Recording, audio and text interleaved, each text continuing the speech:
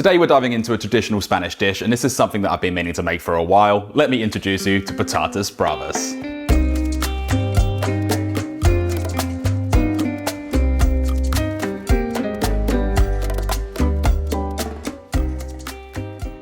Starting with the potatoes, if you live in an area with plenty of options, look for Desiree or Yukon Gold potatoes. If you can't find those specifically, any general all-rounder potato will do, and you can either peel them or leave them unpeeled. Traditionally for this dish, the potatoes are cut around 2.5 centimeters in size, but really, you can cut them any size you want, but bear in mind that this is a tapas meal designed to be bite-sized and easy to eat.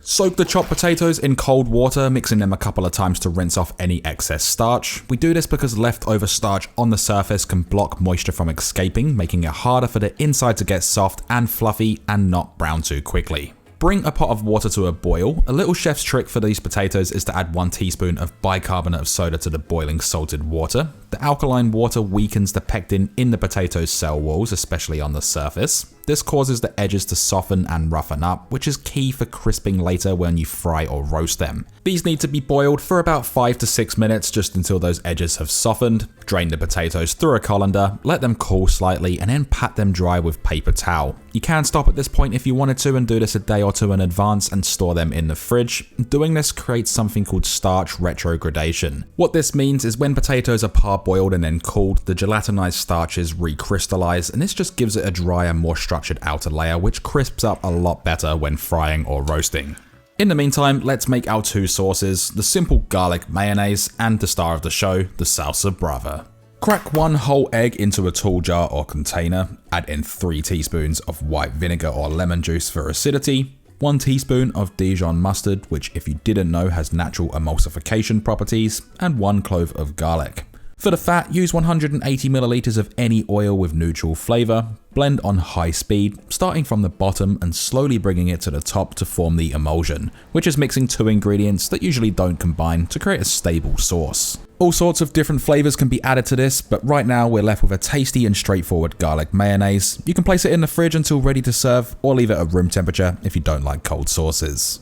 Now onto the brava sauce. This is the Madrid style, so there is no tomato, whereas in Barcelona the sauce is usually made with tomatoes and blended, but the Madrid style is made with 2 types of paprika. We start with 3 tablespoons of olive oil in a pan over medium heat and 1 tablespoon of flour. This will create a roux that will thicken the sauce and give us body without the need of cream or tomato.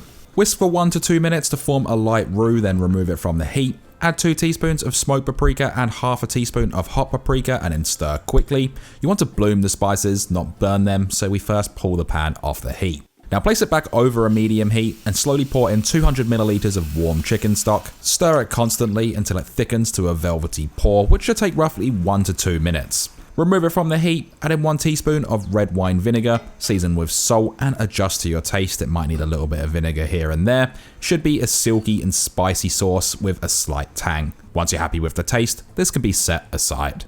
Now whether you've cooked the potatoes for 30 minutes or up to 48 hours, when you're ready to cook, we'll shallow fry them in good quality olive oil about a finger deep in the pan. If cost is a problem, this can also be done in any neutral flavored oil, so don't worry about that. We're looking for a Maillard reaction here, the browning that gives the crust that toasted, savory, almost meaty taste. It happens best around 150°C to 180°C. Fry these in batches, don't overcrowd the pan until the potatoes are golden, crunchy and puffed. This will take roughly 8 to 10 minutes, and we want to rotate the potatoes every now and again to ensure even color and crispness.